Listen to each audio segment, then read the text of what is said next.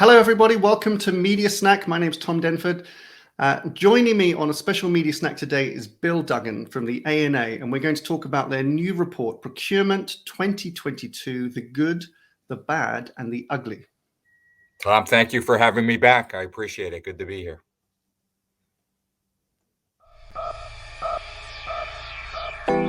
Welcome to Media Snack, the live weekly show where we unpack the important questions you all have about media, agencies, marketing, and more. If you are new to the channel, it's great to have you join us. Please subscribe to get alerts of all upcoming weekly episodes. Hey, Bill. Great to have you here. And so good to see many familiar faces in your opening montage there, Tom. I think you're in there. I think you're in there, or Bob in there somewhere. Right, so we're going to talk about this report. And I will say, before there's many Media Snack viewers who know how passionate we are about marketing and media procurement. They know that. But there's always a danger people go, oh, procurement, and switch off. They might go watch some other cat video or something. But this is interesting because this is the second report that you've done. This is how long? It's like 12 years, I think, since you last did a look at procurement. And so what triggered you to relook at this? Sure. So let me tell you about the first trigger. So 2010 was when we first did a report where we essentially surveyed three key constituents, of course, marketing, procurement, but the other two constituents were marketing and agencies. And the purpose was to understand how those respective constituents perceive the value of procurement, where there was alignment and where there wasn't. So when we did this 12 years ago, there was a lot of nasty stuff in the trade press at the time. You know, I remember Advertising Age did a study where they literally went into the LinkedIn backgrounds of various marketing procurement people and said, wait a minute, you know, these guys don't have marketing backgrounds. They're sourcing raw materials. You know, how fit are they for evaluating marketing and advertising? So that was the spark 12 years ago when we did the initial report that was simply called Procurement, the Good, the Bad, and the Ugly. It was our intent. I've now been at ANA for 22 years. And in my view, some of the most valuable stuff that we do are reports that are trends that show how things change over time. And probably the most famous of that is our trends in agency compensation, which we've literally been doing for some 50 years, every 3 years or so. We've also done trend reports in-house agencies. So this was one that was on our radar screen for a while to see whether things had changed or not. We fully intended to do this in 2020, but then something else happened called COVID, which completely put those plans on ice. So we finally got around to doing it in 2022. And again, the purpose was to see how or if things changed in those 12 years. Yeah. And, I know going into that, you make no assumptions as a researcher, but you would hope that things would have changed because, as you say, 10, 12 years ago, perception of procurement, not necessarily the execution, but the perception of procurement was pretty low, wasn't it? And it was a relatively nascent thing. It was relatively new. I think, the financial crisis of 2008 and 9 had led, in our view, to more procurement involvement in media and marketing, which was actually a good thing. I think it brought a lot of discipline and diligence to the process, but it came with some reputation at the time. Did you have expectations this year when you redid it? Did you think that? I absolutely expected there to be positive changes from what we did in 2010. Again, a lot of time had passed. It was 12 years. There's been so much conversation about procurement and what makes good procurement and what makes bad procurement in the marketing industry. It's not just about lowering the cost. It's about adding value. How many times have we heard that over the past 12 years? There's been forums. There's, the ANA has our Advertising Financial Management Committee, which is largely made up of procurement folks. We have our Advertising Financial Management Conference. There's ProcureCon. there's all sorts of, industry resources these Yeah. days for procurement folks. So it was absolutely, my hypothesis that we would see, fairly radical change from 2010 to 2012, Yeah. 2022. Yeah. And so for those that are interested, we'll link below. You can download, because you've made this report freely available. So thank you for doing that, because I know that it's a vast report as well. It's like 50 odd pages, but you can get everything you need pretty much from the first 10 or so pages. And then if you want to go deeper, there's some good explanation as to the insights behind some of these things. But so get the report and do have a read through. But so give us a preview then, or summary of what you did find. What did we get from the report?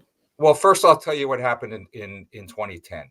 So again, we surveyed procurement, marketing, and agencies, and asked each of those three constituents about the perceived value of procurement. Procurement said, "We're awesome. Yeah, 2 thumbs up." Agencies, no surprise, said, quite the opposite. Let me get both my thumbs there. 2 thumbs down. You guys don't add value. You guys are a pest. We wish you'd go away.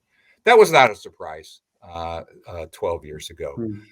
What was a surprise is that marketing teams were very closely aligned with the agencies in their perception, and I'll say a fairly negative perception of procurement.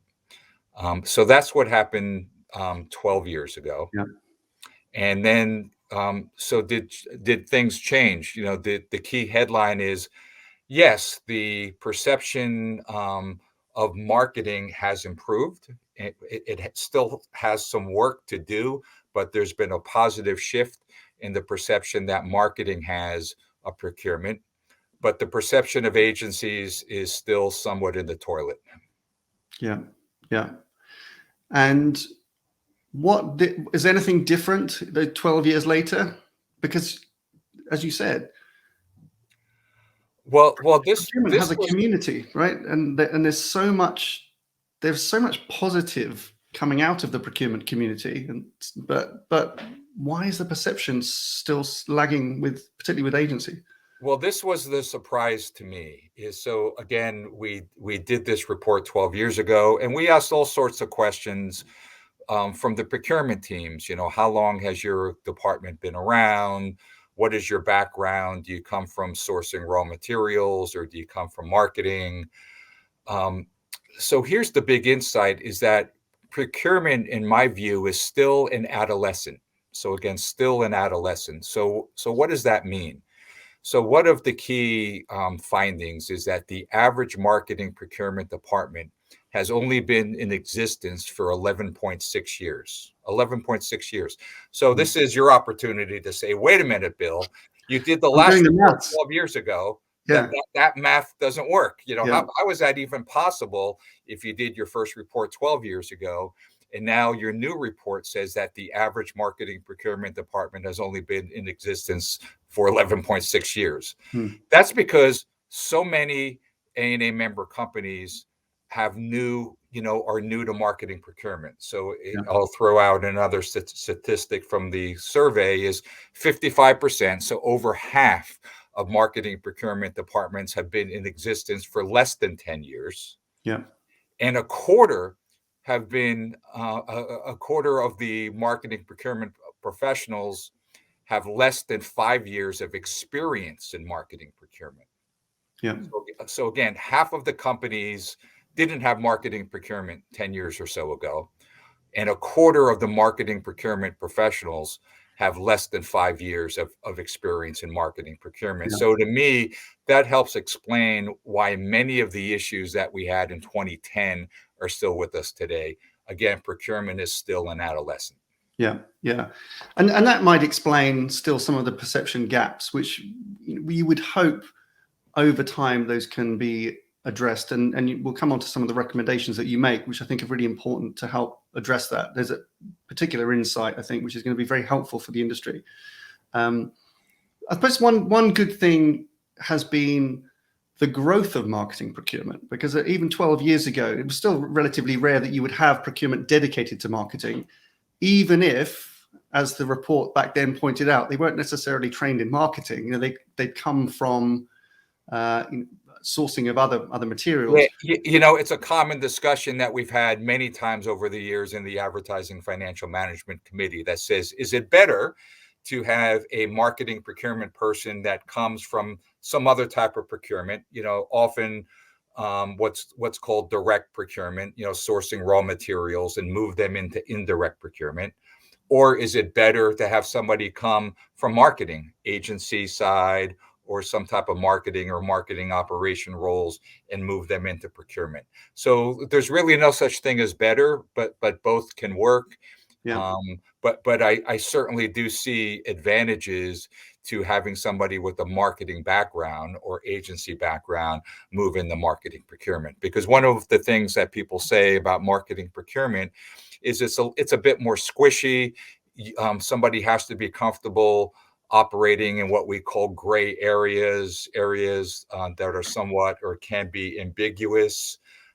So somebody that is trained in advertising and marketing is used to operating in those gray areas. Yeah. And we need it. I mean, this is our view, right? We're, as MediaSnack viewers will know, we're big champions of media procurement, but broadly marketing procurement, but media, especially media, because of its complexity. And the need to bring that discipline and diligence and that procurement mindset to a complex supply chain. We need really good, strong media procurement who are willing to educate themselves about the industry that they're working in and be educated and show and demonstrate the value that they can bring as guardians of guardians of marketing investment, but also in theory guardians of the relationship with the agencies. And that's the area that concerns me, that this new report is still showing such a sentiment gap from agencies that they really don't see a value of marketing procurement. And that I would find really troubling, that we haven't made progress there. Yeah, I'd like to pick up a little bit about media procurement, because I think I totally agree with you about the importance of media procurement. And that's something that we have seen, over recent years, in an increasing number of companies having a dedicated media procurement professional. Because if you think of the media landscape, and you know this far better than me, Tom, but how complicated it is, how fragmented it is. Going back to our transparency report from 6 years ago, we made the recommendation that more companies should have a chief media officer, either in title or function. In other words, that meant have somebody on the team that is completely dedicated to media. You can't count on the CMO to do all that he or she does plus media. Same with media procurement, that there are, an increasing number of companies that have media procurement, but we think that there's an opportunity for more, because, some of the things that a media procurement person does, helping with contracting, that's fairly obvious. Media agency selection, if there's a review, media agency compensation, but things like scope of work and setting KPIs, media agency performance evaluations, cost benchmarking, advertising fraud monitoring, coordinating the activity of different teams and divisions, if that applies to optimize media efficiencies. Yeah. So for many companies, media is their biggest marketing spend, or I'll use the word investment. So again, we're big fans of media procurement, as I know you are as well. Yeah, good. I mean, we encourage procurement that are responsible for media or interested in media to see themselves as guardians of the relationship, or part guardians of the relationship, because of those assets that you talk about. They should own the scope of work. They should own the fee model. They should own the assessment and the audit of agency performance. And those can be very positive things. They just need to be in a constructive forum. So any effort, which is why I love this report so much, I mean, any effort to try and highlight how we can improve the sentiment gaps, just, drive away the resistance that exists between, procurement and agency particular. But Bill, I want to touch on, because there's a particular recommendation of how we might address this. And your report's recommendation is that actually it's the relationship between marketing and procurement, which is the first step. This isn't before we start trying to think about how the agency might change their view. Yeah. So again, a big gap between procurement and agencies. There's a gap between procurement and marketing, but it has improved. So exactly what you said, one of the high level insights is to improve the relationship between agencies and procurement. The relationship between marketing and procurement should be addressed first. So just to build on that. So the goals of the two groups, marketing and procurement, often aren't aligned. So how could you have marketing's goal is, to drive market share? I'm making that one up. While procurement's goal is to save money. Those goals are not aligned. So it's important that the goals of the two groups be aligned.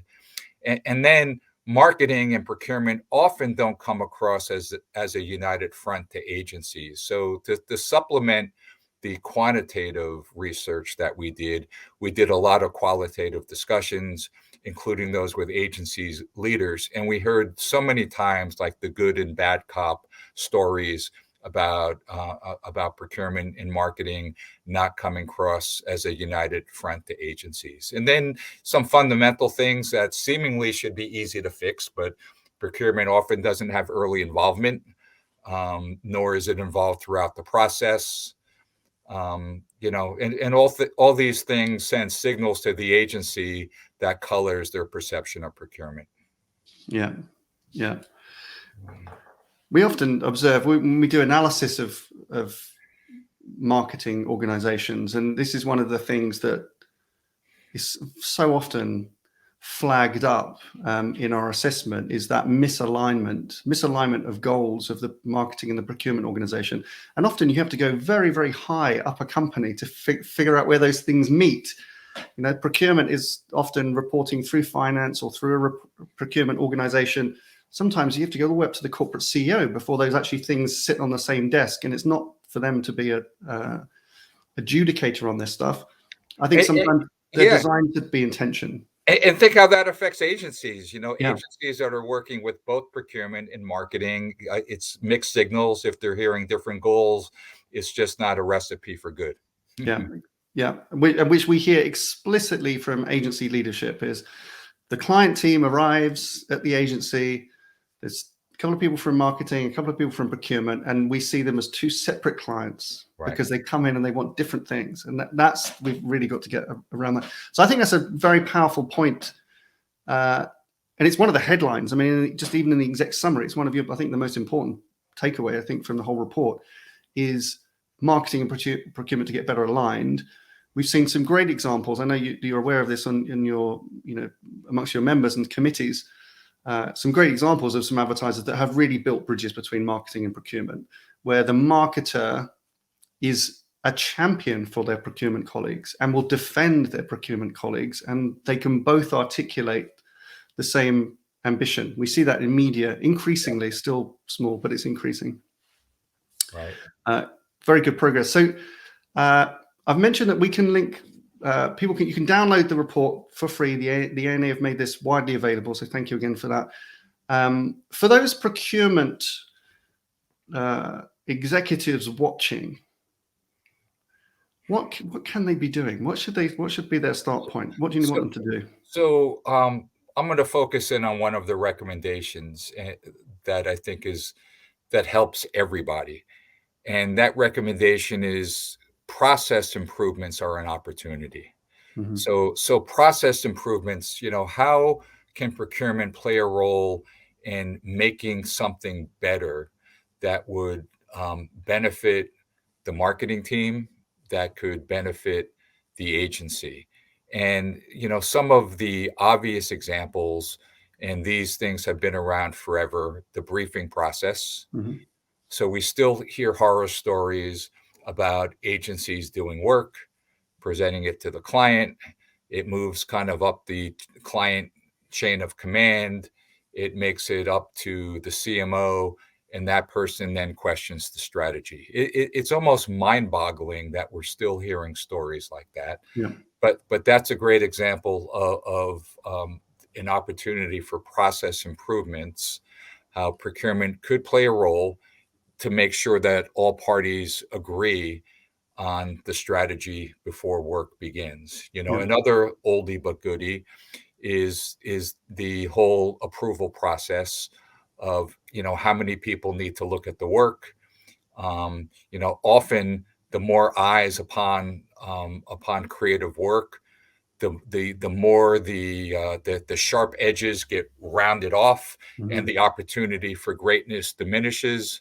So I think that procurement could play a role working with the marketing team to ensure quicker approval processes. So those are two examples. It's actually a next step that I'd like to do from this report is canvass A&A members, and I would welcome canvassing agencies as well, to identify examples of process improvements that other companies can consider.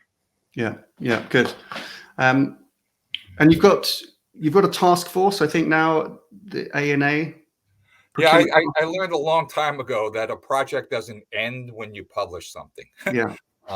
That maybe you're at the 50-yard line when you publish a report. So we have started an internal task force. Actually, there's two working groups, but one task force is just getting going, but looking at what we learned from this report and figuring out how to take things to the next level. I've already identified one work stream about process improvements. There's also interest from the 4As. The 4As have been a great partner with A&A, and certainly the friction between agencies and procurement isn't a good thing. I recognize that. My counterparts at the 4As recognize that as well. And we're in discussions with the 4As as to how we could work more closer together to address the procurement situation. Yeah, very good, very good. And then just finally, before we wrap, I mean, when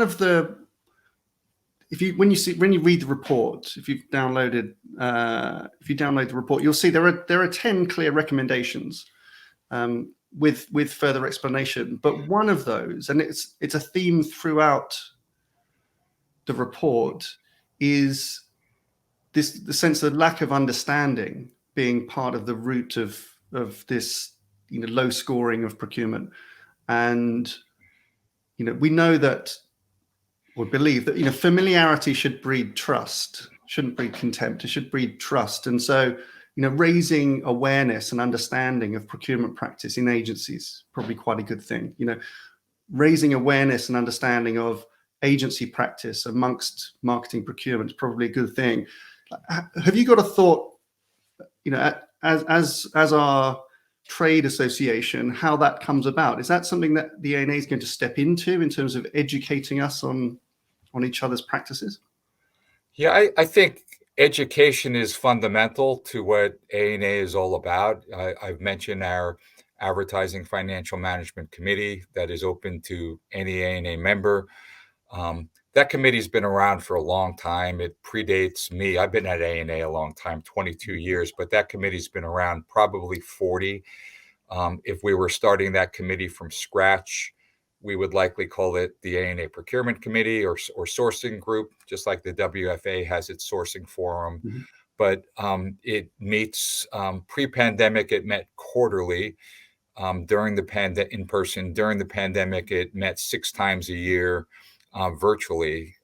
We're starting to go back to in-person meetings, and the cadence for that going forward will likely be 6 times a year, half in person and half virtual. And those are learning opportunities. The purpose of those meetings is to bring members together to share case studies and experiences and benchmarking. A perfect meeting is, has a couple of sessions when a member gets in front of a room, or different members get in front of the room and shares what they've done, or we put an issue on the table and everybody gives a perspective. So certainly continued education is incredibly important, especially for the group of procurement guys that are coming from other types of procurement and moving into advertising. Yeah, very good. And there's some good examples. I mean, there's some named individuals in the report who contribute some of their insights. I know I don't really want to call out individuals, but I will do. But Kevin McCullum from Hershey's has written a great piece about servant leadership. I think it's page 17, if I remember right, Kevin. And a really good proponent in the media space of that need to educate yourself. It's something that he talks about a lot. So I would draw your eyes to that. Bill, listen, thanks again to the ANA for continuing to put out these great reports. I think they help us push us forward. And as I said, I love that you make this free access, because otherwise these problems stay in a bubble. So thank you. Yeah, it's an industry issue, whether you're an ANA member or not. While we have many marketers that are ANA members, not everybody is. While we have many agencies as ANA members, not all agencies are. So, we believe that it's important to make these publicly available to anyone, because it'll help the industry. And if it helps the industry, it helps our members. Great. Bill Duggan, ANA, thank you so much for joining us. Yeah, my pleasure. Thank you for inviting me back, Tom.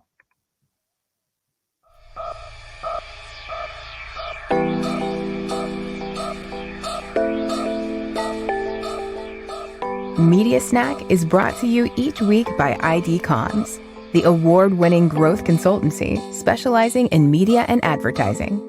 We help advertisers on a life cycle to growth in 3 service areas: capabilities, partnerships, and optimization that transform your marketing investments into real company growth.